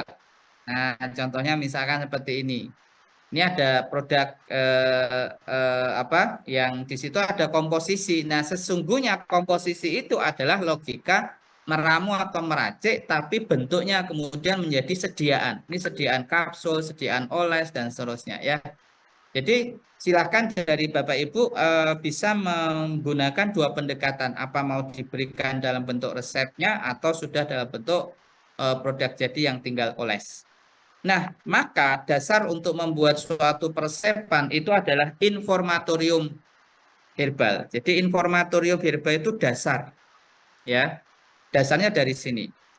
Bagaimana kita menetapkan? Ingat tadi saya menggunakan dua istilah, rasionalitas itu adalah data dan fakta ya. Jadi kejadian gitu. Nah, biasanya kejadian itu dengan cara observasi, observasional atau bisa juga dengan kajian penelitian misalkan.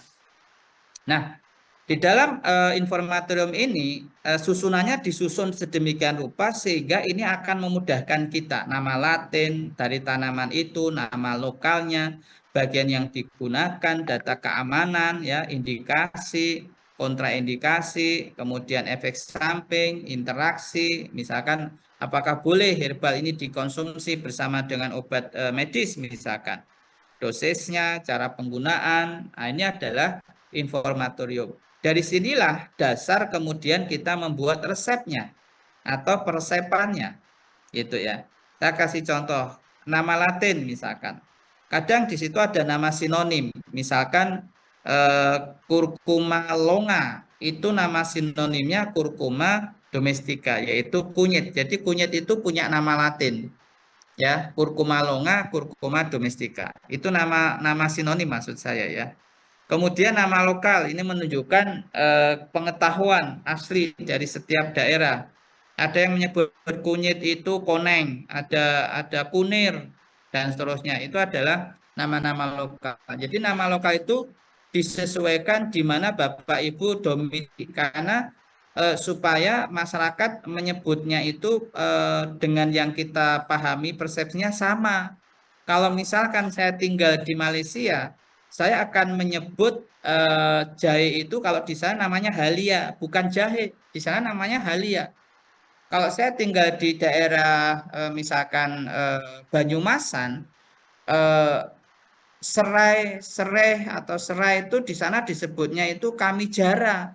Jadi nama lokal itu penting supaya tidak terjadi kesalahan dalam pengambilan bahan karena perbedaan persepsi gitu. Jadi nama lokal mengikuti nama di mana si praktisi itu tinggal. Jadi ini fleksibel. Kalau nanti ini yang dari Sulawesi nanti dengan suku Bugis itu ya mengikuti nama lokal dari mereka gitu. Jangan menggunakan nama lokal dari Jawa gitu ya.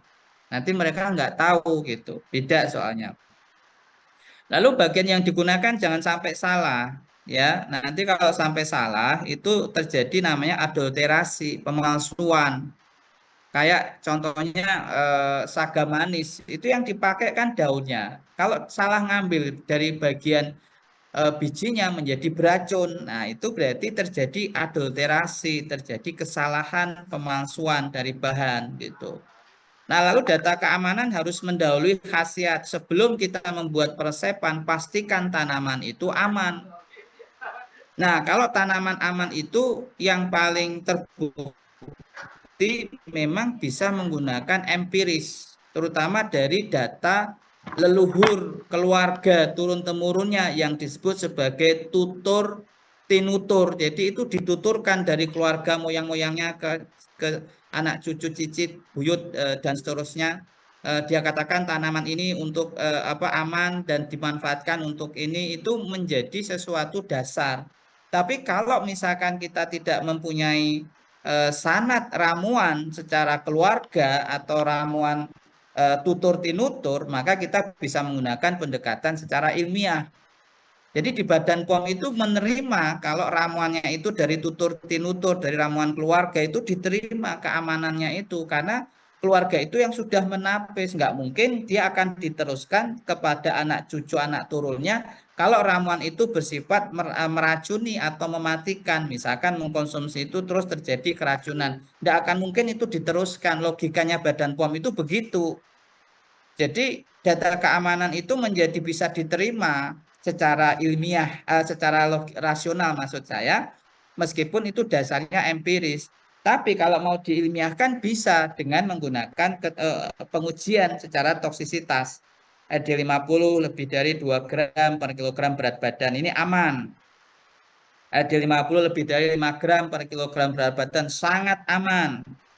Jadi yang 2 gram ini aman, yang lebih dari 5 gram itu sangat aman gitu. Jadi kalau kita mendapatkan satu herbal ya yang akan kita resepkan dengan ED50 di atas 5 gram, misalkan 10 gram, udah kita nggak usah ragu-ragu lagi, karena itu praktis tidak toksik, bahasanya begitu, atau sama seperti kelasnya makanan gitu loh.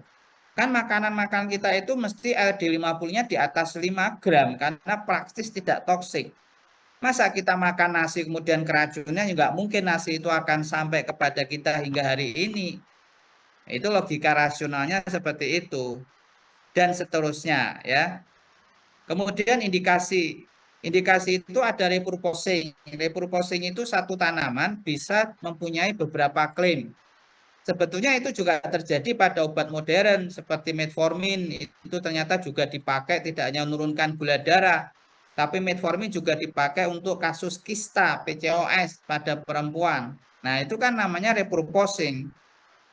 Zat aktif utamanya tadi sudah saya tunjukkan yang gambar awal tadi. Mekanismenya bagaimana? Evidence-nya, buktinya seperti apa? Level evidence-nya, kepercayaannya. Nah, ini menjadi bagian yang rasionalisasi.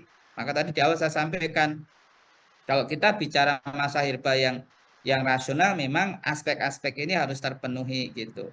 Saya kasih contoh nih kurkumin, ini pada kunyit. Ternyata dia punya repurposing, punya manfaatnya banyak sekali, diabetes, psoriasis, wound healing, ya, anti radang, anti kanker, kemudian apalagi untuk kardiovaskuler dan seterusnya. Jadi ini bisa kunyit ini, kurkumin ini bisa pengencer darah ya. Ini pengganti dari aspilet, ini juga bisa kurkumin ini sebagai antiplatelet ya. Jadi kalau udah dikasih dokter antiplatelet ya jangan dikasih kurkumin, nanti bleeding gitu, apa namanya, berdarah, apa namanya, darahnya terlalu encer, itu bisa pendarahan gitu. Ini kasus yang dialami teman saya yang dikasih aspilet 2 tahun, itu pendarahan di mata, itu benar-benar bleeding, itu retinanya itu jebol. Nah, ini perlu dipahami juga. Nah, yang seperti itu masuk di interaksi nanti ya. Lalu zat aktif utamanya itu kalau misalkan kita masih pemula, lebih baik kita mengutamakan dari jenis polifenol aja. Polifenol itu mencakup hampir seluruh zat aktif utama, itu kebanyakan dari turunan polifenol, dan penyebarannya di tumbuhan juga banyak gitu. Ini contoh zat aktif itu kita hanya mengutamakan yang utama saja lah, yang kecil-kecil nggak usah. Karena biasanya penentu khasiat itu dari zat aktif utamanya. Kalau dilihat dengan teknologi TLC itu biasanya yang supportnya itu yang tebel-tebel itu yang sharp ya, yang tajam itu biasanya ya sebagai zat aktif utamanya ta. Nah, ini prosesnya memang panjang untuk mencari itu dari mulai ekstraksi dan seterusnya ya. Nah, kemudian kalau level evidence-nya, kalau misalnya untuk kanker, untuk jantung, untuk stroke, itu naikkan level evidence-nya itu setinggi mungkin. Kalau dalam ilmu hadis itu namanya hadis mutawatir gitu. Itu tingkatan yang paling tinggi, itu di atasnya sahih kan ya, kalau mutawatir itu ya. Ya logikanya pasien kita ini kena penyakit yang berat. Ya masa didekati dengan bukti herba dengan bukti yang lemah kan nggak matching gitu loh, nggak sesuai. Nah, istilah sesuai muncul lagi tadi dalam hadis tadi kan jika sesuai gitu. Nah makna sesuai itu juga menyelaraskan antara tingkat beratnya penyakit dengan level bukti kepercayaan tentang khasiat dari tanaman tersebut untuk penyakit tersebut. Kalau kanker ya memang levelnya harus tinggi ya. Kalau kanker loh ya, jantung tinggi, stroke juga tinggi gitu. Tapi kalau untuk batuk kayak gitu bisa lah dia level-level ringan gitu. Bukti levelnya ringan itu boleh gitu. Nah, ini diberikan beberapa contoh definisi tentang perbedaan level itu ada A, B, C, D, E. DE bukan F ya, DE. Nah, untuk jantung, untuk penyakit jantung sebaiknya levelnya A atau B ya, strong scientific evidence atau good scientific evidence. Ya, jangan di bawah itu kalau untuk jantung.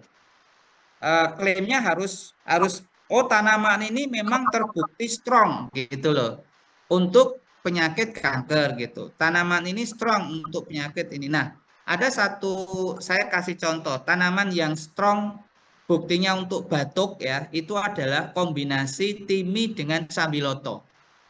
Itu strong itu. Gitu. Berarti masuk A. Berarti kalau strong untuk mengobati penyakit batuk yang disertai oleh karena TBC, pneumonia, kemudian ada lagi karena metastasis kanker gitu. Itu bisa itu yang strong itu. Gitu loh.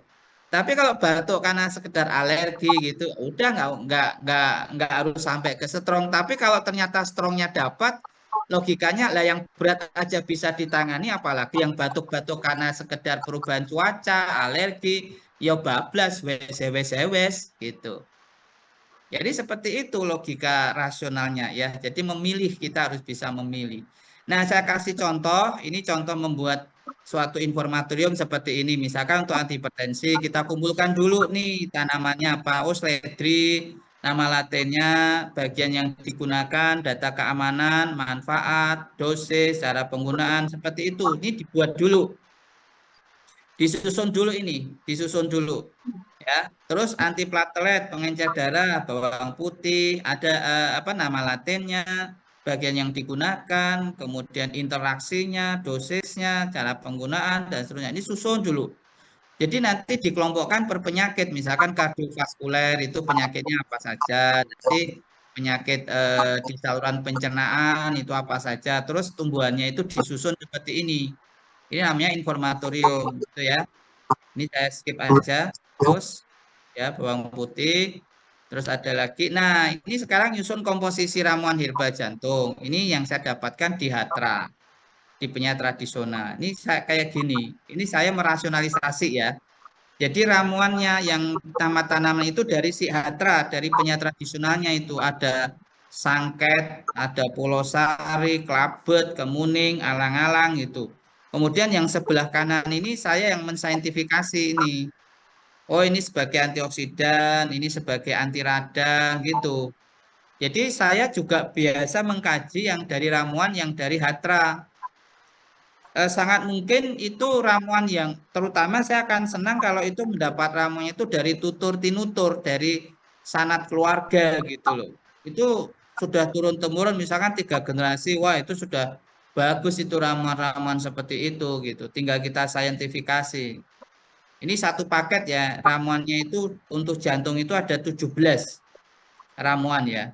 Ada sambung nyowo, bawang dayak, leng-lengan, Nah, leng-lengan itu kan nama daerah. Mungkin di tempat luar Jawa nggak tahu leng-lengan itu apa gitu. Tapi ada nama latinnya itu.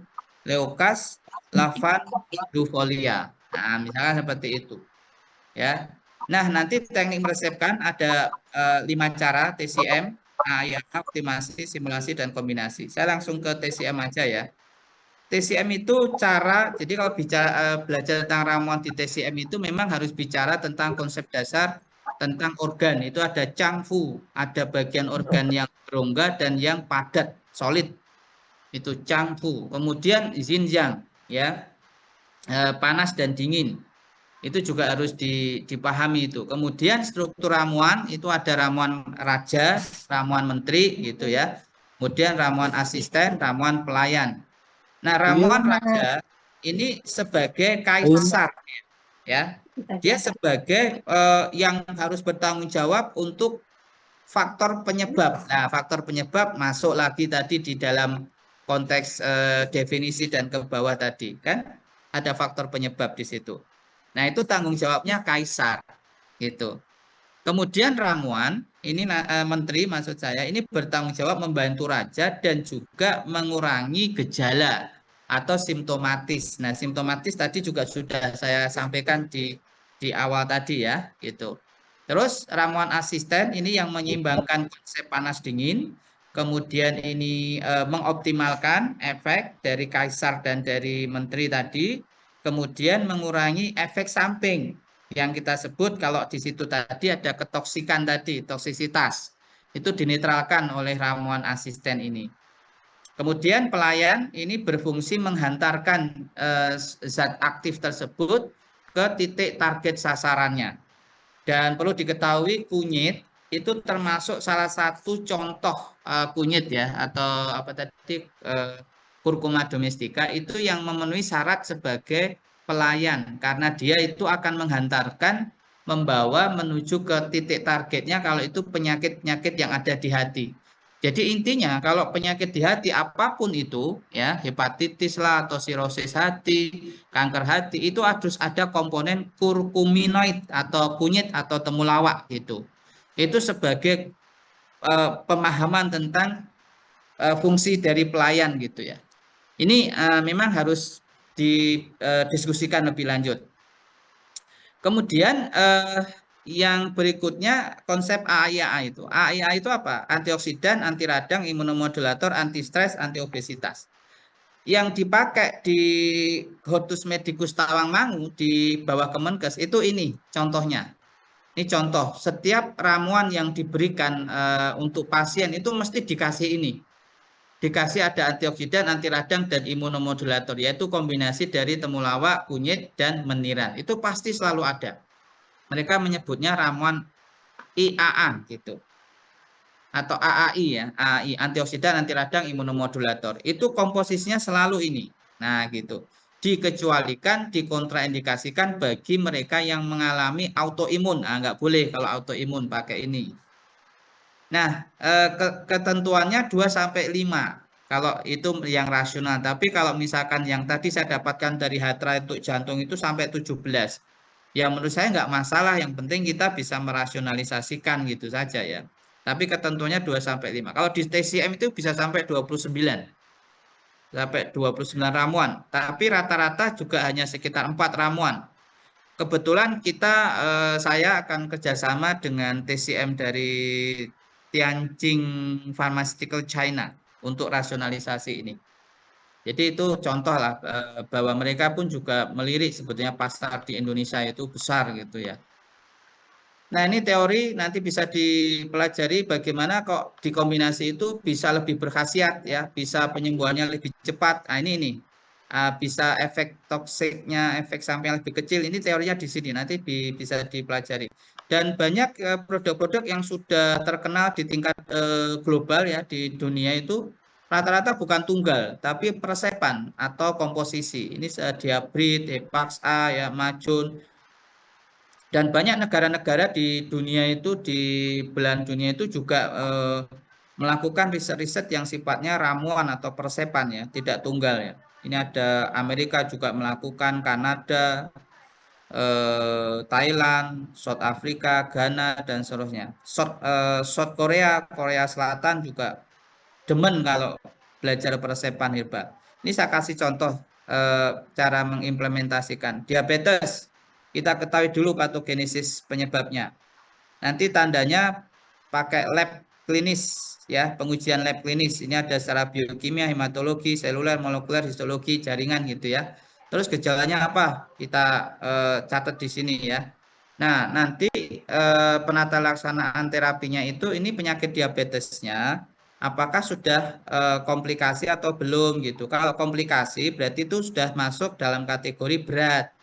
Maka kalau diabetesnya komplikasi berat, level evidence-nya kita naikkan menjadi jangan yang empiris gitu loh. Kalau bisa sampai kepada praklinis atau bahkan evidence based medicine gitu. Jadi ini tuh tata laksana ini tuh mengikuti dari tingkat severity atau tingkat keparahan dari penyakit. Kan diabetes ada yang baru pre-diabetes, ada yang early diabetes, ada yang late diabetes atau terminal diabetes atau komplikatif diabetes itu beda-beda nanti cara menyusun penata laksana ramuannya. Terus nanti disusun seperti ini takaran berapa dosis atau takaran, kemudian cara pemakaiannya apakah direbus, apakah diseduh gitu ya. Semuanya dituliskan di sini. Terus jangan dipakai ramuan yang dilarang oleh pemerintah, Badan POM dalam hal ini. Itu pasti nanti kalau menjadi temuan ya menjadi masalah kan. Ini contohnya ada 140 jenis tanaman yang nggak boleh diresepkan atau dibuat ramuan. Terus jangan sampai terjadi kontraindikasi. Jadi kontraindikasi itu yang satu berlawanan, yang misalkan contohnya ini yang satu mendorong, yang satu menghambat. Nah kayak gitu tuh nggak boleh dijadikan satu dalam satu ramuan. Kayak daun jati Cina dengan teh itu nggak boleh jadi satu ya. Daun jati Cina bersifat mendorong, teh bersifat menahan. Mendorong dan menahan itu dua yang kontradiktif, jangan dicampurkan dalam satu ramuan. Nah, contohnya seperti itu modelnya.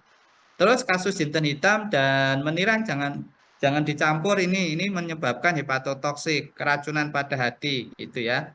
Dan seterusnya. Demikian saya kira apa yang saya sampaikan semoga bisa dipahami. Walaupun belum, saya juga bisa memaklumi karena ini masuk ranah yang kita sebut rasional saintifik. Sehingga perlu diskusi lebih lanjut. Terima kasih. Assalamualaikum warahmatullahi wabarakatuh. Waalaikumsalam warahmatullahi wabarakatuh. Waalaikumsalam warahmatullahi wabarakatuh. Syukron, jazakallah, dokter. Wah, ini isinya daging semua nih. Bener, kalau dipelajari dalam tempo 2 jam kayaknya bisa stres tegang di tempat nih dokter kita nih. Ya. Ustaz Iwan kayaknya perlu offline nih Ustaz Iwan. Kenapa tuh? Perlu offline Betul. kayaknya. Iya, betul nih ya. Kayaknya jangan cuma sekali nih kita bikin ya. Tiap bulan lah. Siap, Baik ya. siap.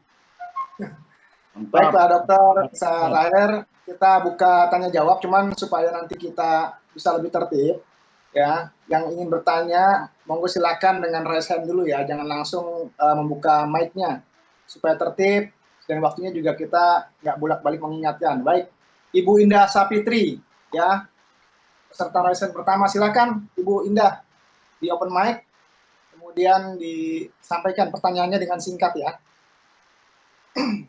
Assalamualaikum warahmatullahi wabarakatuh, Pak Dokter. Jadi izin saya mau bertanya herbal untuk orang hipertensi. Jadi beberapa kali tuh ibu saya kan hipertensinya tuh akut gitu. Jadi disaranin orang-orang herbal itu seledri tadi kan Pak. Terus itu kadang dia minum timun atau mengkudu yang asli itu gitu. Tapi sampai sekarang tuh belum apa ya, darahnya tuh masih di angka atas saja 150-an gitu. Terus kemarin ada orang bekam juga, dia terapi bekam itu diagnosa lidah. Jadi katanya herbal yang selama ini dia makan itu nggak cocok gitu. Malah disaranin kayak daun kumis kucing dengan pegagang dan kapulaga segala macam itulah yang ada di dapur gitu. Jadi sebenarnya yang pas itu gimana ya Pak gitu herbal untuk hipertensi ini? Langsung saya jawab ya, Ustaz Ya, Iwan. monggo dokter, Oke. silakan. Pertama, istilah cocok dan tidak cocok itu basisnya harus monitoring. Makanya tadi di dalam sistematika tadi yang terakhir ada monitoring. Jadi cocok dan tidak cocok itu artinya ada perkembangan atau tidak gitu. Nah, di dalam konteks hipertensi itu kan nanti tekanan darah itu 120/80 di bawah itu ya. Diupayakan supaya dia dalam kondisi normal dan tidak malah justru hipotensi gitu. Nah, taunya dari mana? Taunya adalah monitoring, dilakukan observasi gitu. Jadi ini yang harus dipahami dalam konteks cocok tidak cocok tadi. Yang kedua, bahwa setiap manusia itu memang mempunyai variasi genetik yang beda-beda. Mungkin untuk ramuan ini cocok untuk ibunya Bu Endah, tapi saya untuk orang lain cocok, tapi untuk ibunya Bu Endah nggak cocok gitu. Itu bisa jadi karena variasi genetik yang kita sebut sebagai pharmacovigilance istilahnya itu. Oleh karena itu, bagaimana taunya ini cocok tidak cocok dari sisi variasi genetik ya berarti ibu si praktisi ini telah mempunyai beberapa kasus yang dilaporkan atau case report bahwa ramuan saya ini untuk kasus yang si hipertensi pasien A, pasien B atau klien A, klien B, klien C itu semuanya mengalami perbaikan, tapi begitu dipakai oleh ibunya Bu Endah kok nggak cocok. Nah, itu terjadi fakta adanya sebuah kemungkinan farmakogenomics gitu. Yang mana itu karena mungkin variasi genetik. Yang ketiga, bisa juga disebabkan karena faktor nutrisi atau makanan. Makanya seorang praktisi dalam konteks terapi herbal itu harus berpikir dengan cara berpikirnya holistik, bukan reduksionisnya si Newton, ya Newtonian itu reduksionis, atau materialistiknya si siapa itu Kartesian. Kartesian itu materialistik. Aliran kedokterannya materialistik. Kalau Newtonian itu aliran kedokterannya reduksionis, hanya melihat organ yang sakit gitu. Nah, seorang praktisi tibu nabawi harus menggunakan logika holistik gitu. Jadi ditanya makanannya apa, Bu? Garamnya berapa? Maksimal kan cuma 6 gram sehari, Ibu banyak. Nah, kayak gitu tuh harus diungkap semuanya dulu untuk melihat ini cocok tidak cocok gitu ya. Jadi seperti itu. Itu yang pertama. Yang kedua, Bu, hipertensi kan macam-macam, Bu. Ada memang hipertensi maksud saya tidak disertai dengan penyakit komorbidnya istilahnya, misalkan hipertensi tapi punya jantung, masalah jantung, hipertensi punya masalah gagal ginjalnya. Itu akan berbeda dengan yang hanya hipertensi saja. Itu tadi yang saya sebut seorang praktisi harus mampu mengkategorikan ini penyakitnya ini penyakit ringan, sedang berdasarkan severity levelnya, keparahannya, atau berat atau bahkan kritis gitu. Nah, kemampuan itu harus dimiliki oleh seorang praktisi dan itu sangat tergantung dari jam terbangnya tadi. Nah, itu akan mudah kalau dia memang sudah punya panduan formularium atau informatorium yang tadi saya buatkan tadi. Maka dari informatorium itu diturunkan ke formularium. Berarti setiap praktisi harus membuat resep-resep tidak hanya satu, tapi ada resep yang R1. Ini terdiri dari tadi misalkan mengkudu, timun, seledri. Nanti R2, nanti ada penambahan akar alang-alang. Ada penambahan angka. Loh kok ada angka? Karena dia ternyata disertai penyakit hiperkolesterol juga. Nah, berarti harus ada yang menurunkan kolesterolnya gitu. Jadi tidak hanya satu resep, Bu. Itu. Jadi ada 3 resep yang mengikuti tingkat keparahannya. Seperti itu, Bu Indah. Baik, Bu Endah sudah dijawab ya Bu Endah ya. Insya Allah dokter, kalau begitu kita belajar sampai membuat informasi sampai ke resep itu kira-kira kalau kita bikin offline berapa lama sih, Dok? Nah, itu bertahap itu nanti paling buat informatorium dulu ya. Setelah informatorium terus buat formularium, terus habis itu clinical pathway-nya. Jadi 3 tahap ya. Kalau 1 tahapnya sehari ya 3 hari lah. Oke, siap. Insya Allah nanti kita follow up, dokter. Baik, ini untuk selanjutnya ya. Ada Pak Saifuddin. Pak Saifuddin, silakan Pak Saifuddin. Yang mau tanya raise hand dulu ya, biar saya baca, jangan langsung menyalakan speakernya. Pak Saifuddin, ada Pak Saifuddin?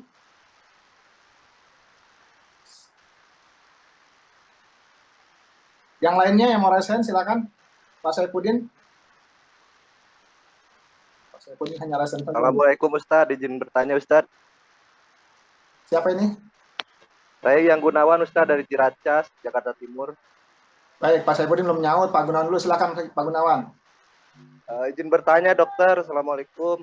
Dokter, sehat dokter. Assalamualaikum warahmatullahi wabarakatuh. Izin bertanya untuk masalah kelainan kromosom. Itu kira-kira herbalnya apa ya dok? Ya, baik. Apakah bisa diobati dengan herbal gitu? Ya, jadi kelainan kromosom ya itu sebetulnya masuk dalam kategori penyakit genetik gitu, kelainan kromosom itu. Jadi kalau itu tidak masuk di kausatif, jadi herbal tidak masuk ke wilayah kausatif untuk penyakit genetik, tapi herbal masih bisa masuk wilayah simptomatis untuk penyakit genetik. Itu masih bisa gitu loh Pak, masih bisa. Contohnya ini Pak, contohnya misalkan dia kena ini ya, apa talasemia ya, yang kadang dia mengalami penurunan HB misalkan seperti itu. Nah, itu bisa apa namanya dikombinasikan selain transfusi darah gitu kan. Nanti dia bisa menggunakan lumut ya, lumut-lumutan yang nempel pada bebatuan hitam itu. Nanti cuci bersih, direbus, kemudian diminum. Nah, itu bisa meningkatkan HB, tapi tidak bisa menyembuhkan karena itu genetik talasemia itu. Nah, itu sebagai contoh gitu, Pak Gun. Gitu, Pak. Ya, terima kasih Ustadz. Ya. Jawabannya terima kasih dok. Baik, terima kasih Pak Gun atas pertanyaannya. Selanjutnya Bu Pipin Supriyatna, silahkan Bu Pipin. Assalamualaikum Bu Pipin. Bu Pipin Supriyatna ini Bapak Pipin ya?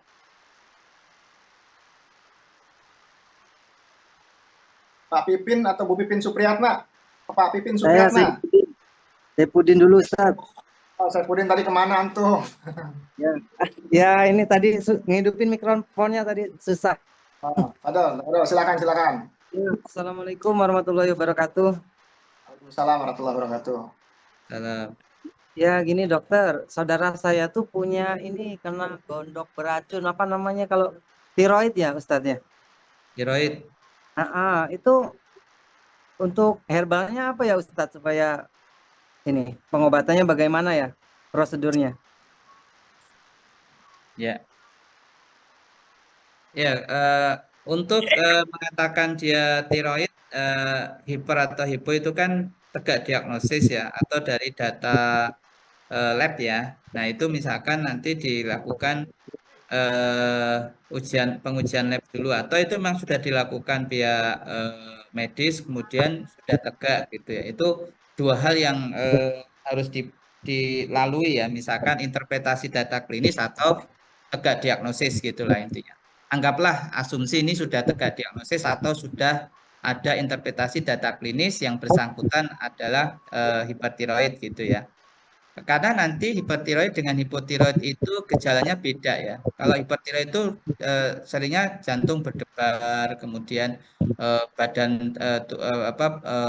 berat badannya turun atau dia kecenderungannya kurus ya. Itu adalah ciri-ciri kalau dia adalah hipertiroid.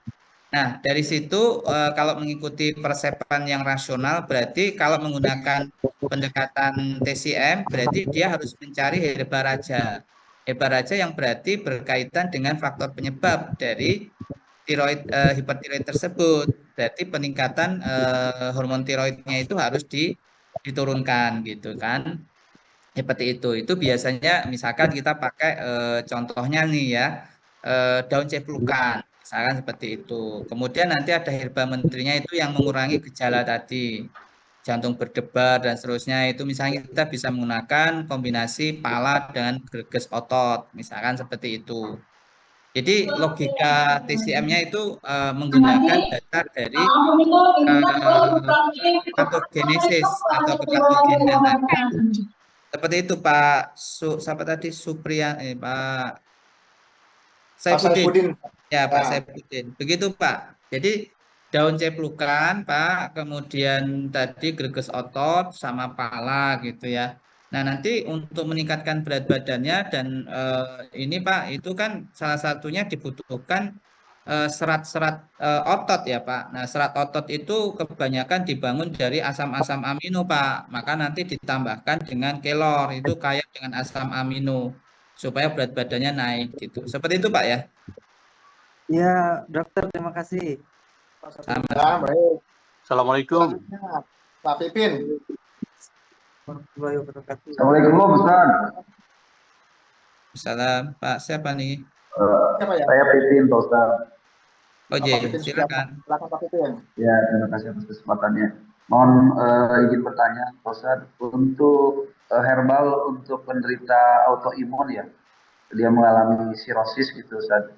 Apa ramuan oles atau ramuan yang bisa dimakannya itu mohon dibantu Ustaz. Terima kasih. Gimana? Baik, Gimana Pak. Pak Pipin? Maaf, tadi kurang jelas. Autoimun mempunyai sirosis Ya, hati, Pak. saya punya kerabat memiliki autoimun yang gejalanya itu sirosis. Oh, sirosis. Ya, betul. Sirosis. Nah, mohon Sirosis apa? Sirosis apa? Hati. bukan yang di kulit itu Ustaz. Apa yang gatal-gatal Oh, itu? psoriasis. Psoriasis maksudnya, mohon maaf. Ya, bukan sirosis. Sirosis itu di hati. Oh iya. Ya, psoriasis. Ya, Mohon, oke. terima kasih Ustaz. Ye. Baik, jadi gini Pak, kalau autoimun itu kan jadi imunnya terlalu kuat gitu ya. Jadi itu istilahnya kita nggak boleh menggunakan yang sifatnya imunostimulan Pak. Jadi kontraindikasi pasien yang autoimun mengkonsumsi yang sifatnya imunostimulan atau meningkatkan imunitasnya karena itu akan makin parah gitu.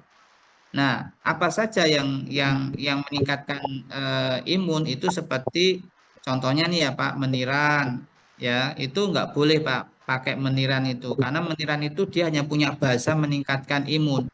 Tapi ada tanaman herbal yang dia bersifat imunomodulator Pak. Jadi kadang bisa menaikkan, kadang bisa menurunkan gitu. Nah, yang bersifat imunomodulator ini contohnya misalkan jinten hitam itu bisa dipakai Pak. Dia imunomodulator, kunyit itu bisa dipakai imunomodulator. Jadi kombinasi jinten hitam kunyit misalkan. Nah, kemudian kasus psoriasisnya itu kan ada gejala yang muncul misalkan kulitnya terasa panas, misalkan itu dikasih herbal-herbal yang bisa untuk menangani kasus di psoriasis yang itu bisa secara topikal atau juga oral. Topikal itu dimasukkan lewat dioles lewat kulit, Pak. Nanti contoh-contoh yang topikal, yang herbal yang bisa dipakai itu misalkan rosemary, Pak. Minyak rosemary itu nanti tambahkan dengan VCO gitu, kemudian dioles pada bagian yang tadi Pak yang psoriasis itu. Jadi ini jalannya dua, yang satu oles, yang satu oral tadi. Seperti itu Pak. Pak Riana tadi.